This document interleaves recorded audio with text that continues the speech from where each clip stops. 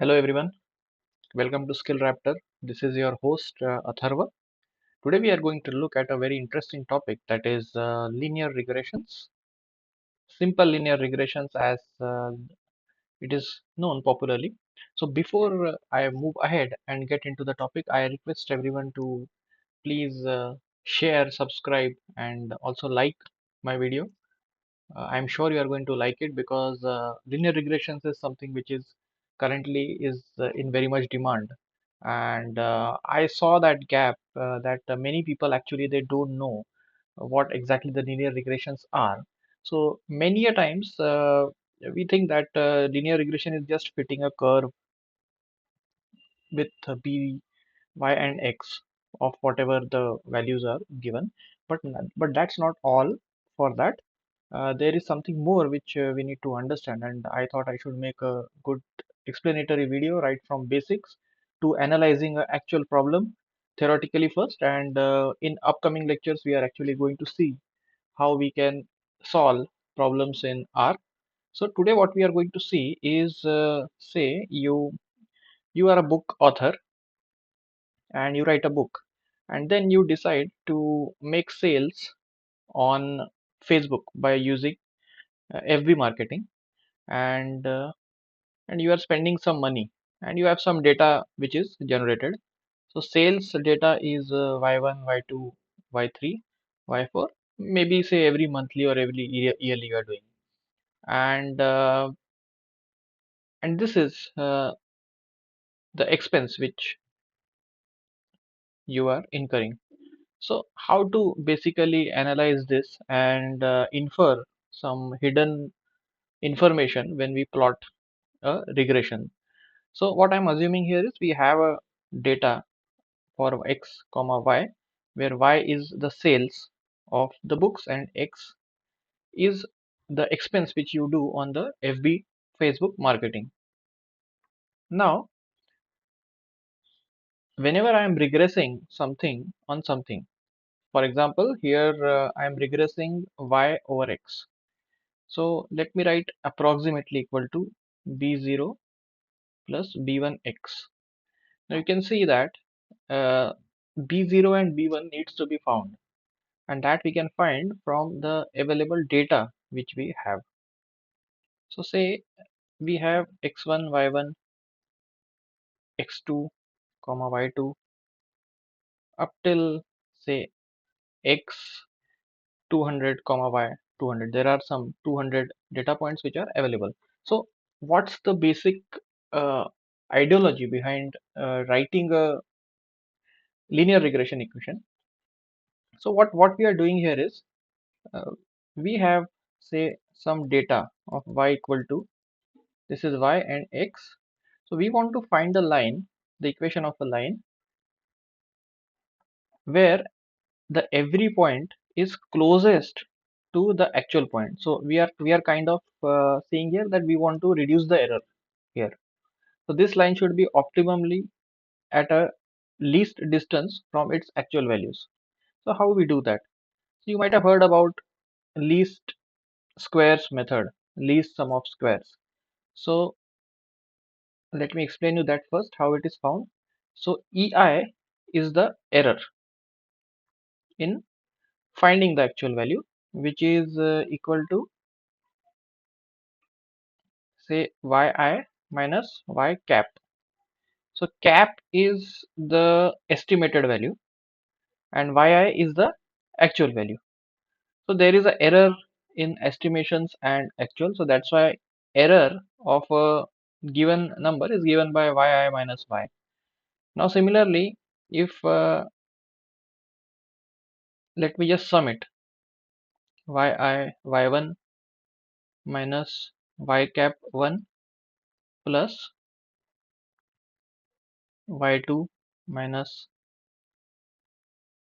y2 cap, and so on. So this is the sum of our errors, but what we are saying is it should be a least sum of squares of errors. Now let me tell you why they say that it's a square residual sum of squares that we call.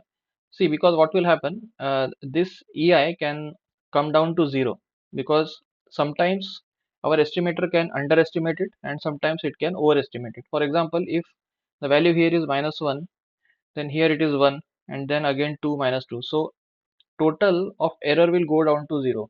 But that doesn't mean that there is no error in our model. There is always an error because we are trying to estimate something. So in that case, what we do, we will just square this up. So square of any number is positive. So ei square summation ei, that is I is equal to 1 to n. Here we can take as 200.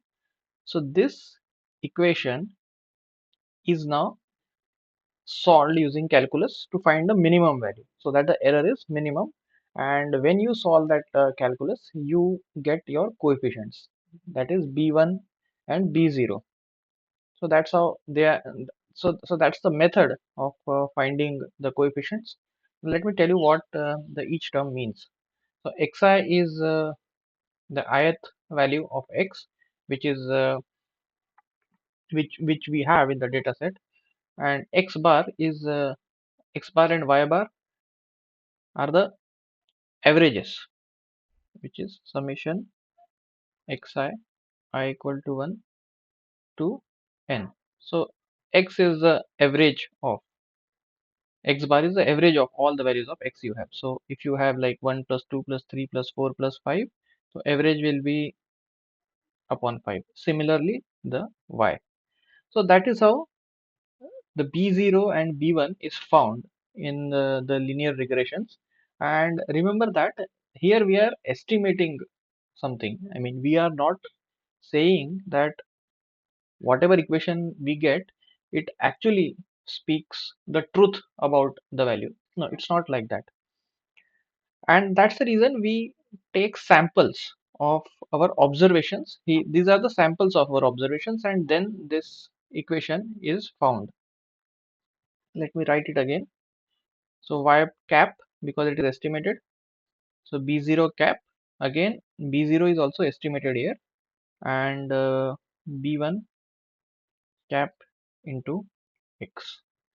So this is the linear regressions. But as I said that we are estimating something here.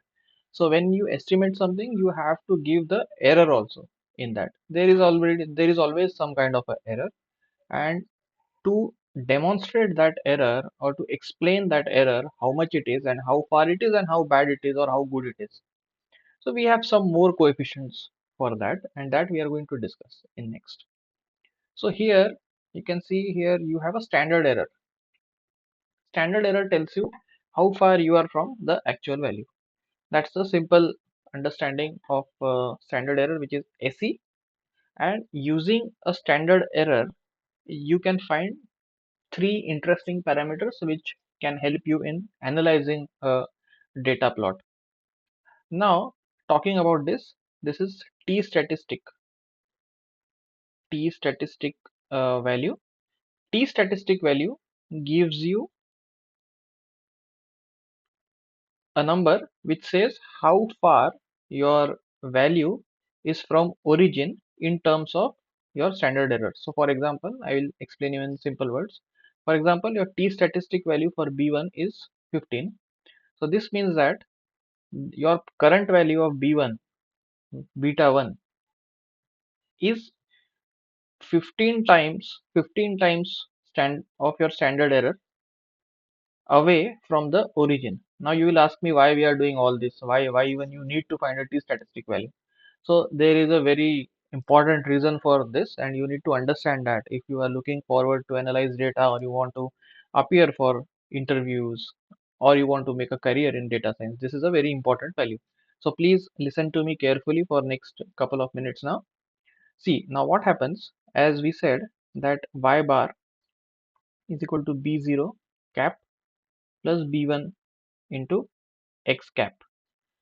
See, if b1 goes to 0, then what we are saying that there is no relation between y and x. That is called as a null hypothesis. So if this condition is true, that b1 cap is 0, then there is no relation actually in between x and y. even though you are getting some plot, then also it means that that plot is of no use because there is no relation in your two variables. So how to do that? So in order to find the probability of how, what is the possibility that beta 1 is 0, so for that you need t-statistic value. So t-statistic will actually tell you that how far your beta 1 value is from 0, that is origin, in terms of your standard error. So 15 t, if t is equal to say 1.2, then it is like very close to 0. So there is a good chance that your beta 1 is actually equal to 0. So that is a important parameter, t statistic, which you should remember when you are analyzing a data. Always try to first see whether there is a relation between y and x which you are trying to see. That is about t statistics. Now what is this? Now this is the 95% confidence limit. As I said that you are never sure that this is an estimate, and you need to tell that there is some interval between actually which the actual value of beta 1 lies. So I will explain you how.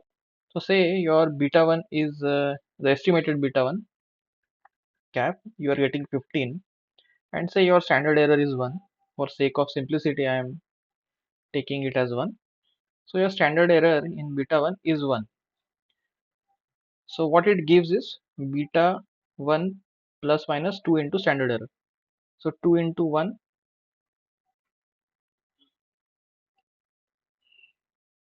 so 15 minus 2 comma 15 plus 2, that's what it will give you, plus minus, there are two values. So I get 13 comma 17.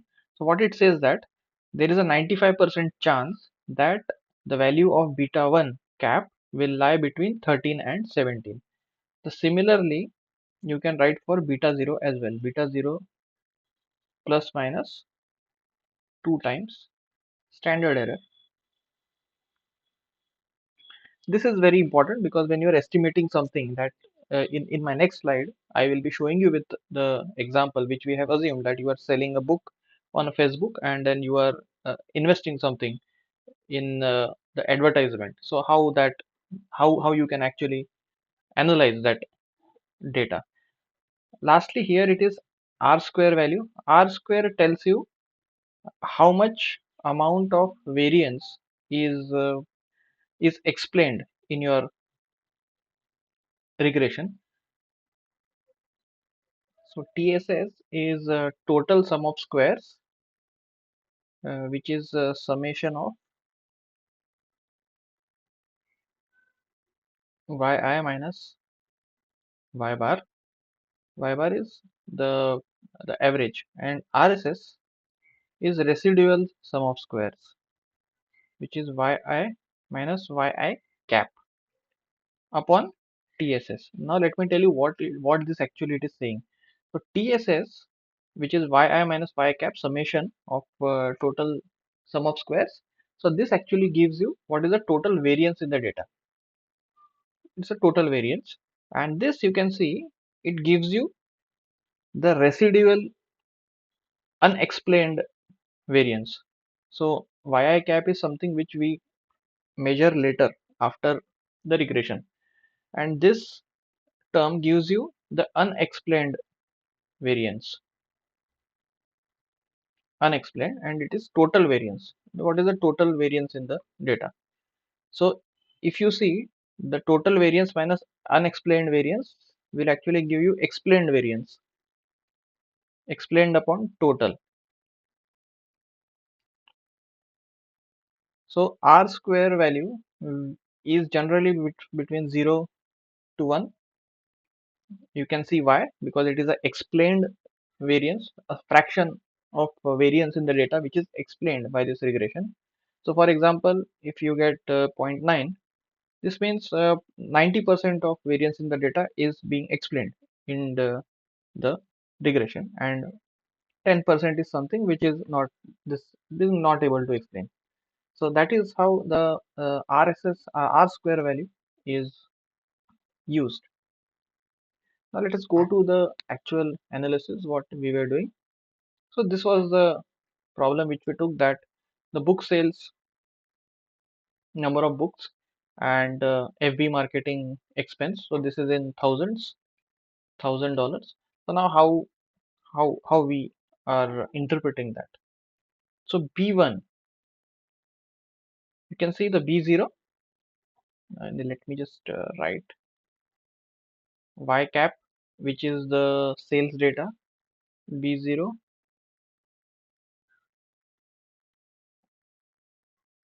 plus B1 to X. Now you can see from here, this actually gives you the B1 is a slope actually. The slope gives you how many number of books will be sold for a unit investment. So since I said that it is in thousands, so what this data says is this coefficient, that say 47.5 books will be sold for every 1,000 rupees invested. That's what it means. Similarly, how many books will be sold if nothing is expended? So that is the B0. Now you can see that the T-static value for B1 is sufficient. So it's far away from origin, and again the standard error is small, is very small, but it's not that small as compared to the B1 value. And the p value, let me also tell you the p value what it is.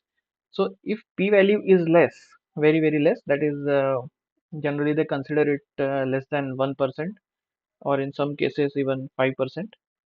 uh, so it says that it is unlikely that the two variables x and y are having some relation, a substantial relation exist, just because there is some chance involved. So it is very unlikely.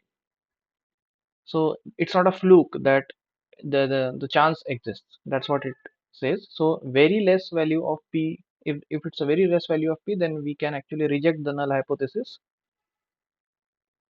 and say that yes, there is a relation between x, y, and x. So here you can see that how, the a simple linear regressions has got so many facets, which helps you to understand different aspects related to that, right from ascertaining whether even there is a relation, or whether there is a relation between x or y or not. Yeah, thank you very much. If you liked the video, please kindly like, share, and subscribe to my channel. Thank you.